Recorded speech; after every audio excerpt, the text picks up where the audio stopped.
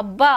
ఏమన్నుంటాయా మొగుళ్ళు దాకే బంగ్లాలు అద్దాల మేడలు నూనె బారవోస్తే ఎత్తుకునే అసొంటి రోడ్లు 7 సుక్కల హోటళ్ళు ఎకరాలు వరుసుకున్న షాపింగ్ మాల్లు ఏహే అరబ్ దేశాల అందాలే వేరబ్బా వాళ్ళ ఇండ్లు వాళ్ళ తిండి వాళ్ళ తరీకే అలాగుంటది చేసుకొని బతికేటోళ్ళకు చేతి నిండా పనే గందుకే మస్తు మంది పోతారు ఇంటోళ్ళని ఇడిచిపెట్టి ఇప్పుడు గీ ముచ్చట దేనికి యాడ్ చేస్తున్నామంటే ఏడారి దేశాలకు బతకపోయినోళ్ళు సంబరపడే ముచ్చటేందంటే కఫాలా కథమయ్యింది అంటే సౌదీ అరేబియాలో కార్మికులకు బానిసత్వం నుంచి స్వేచ్ఛ వచ్చినట్టే 50 ఏళ్ల కిందట ఈ రూల్స్ తోటి అరిగోస పడుతున్నారు మళ్ళా కఫాలా అంటే ఏ దేశంకి వెళ్ళి బతకొచ్చిన వాళ్ళైనా ఓనర్ చేతుల కీలిబొమ్మ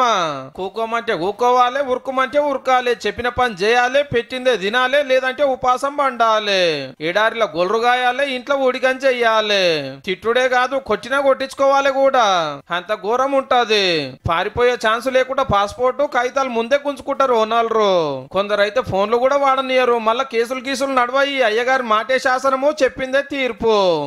పనికని తీసుకొని గిట్ల బాధలు పెట్టుడేందని దునియా అంతటికెళ్ళి తలా ఒక దిక్కు అరుచుకుంటుంటే సౌదీలో కఫలాన్ కథం చేసిండు రాజు కువైట్ ఒమన్ లెబనాన్ కతాల్ రా ఏం తక్కువ 2.5 కోట్ల మందికి సుఖలగుపడుతుంటే అందులో మన దేశ పోలే 75 లక్షల మంది ఉన్నారంటే చూడుండ్రేగా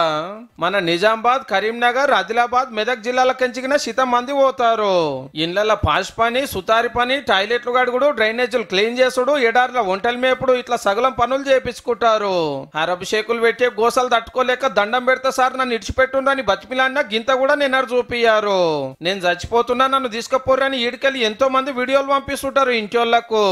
ఏం మంచి జాబు కమ్మర్ తిండి సక్కడి సౌలత్ అని ఏజెంట్ పైకం గుంజి ఆడికి పంపితే ఆగమైన వాళ్ళకి లెక్కే లేదు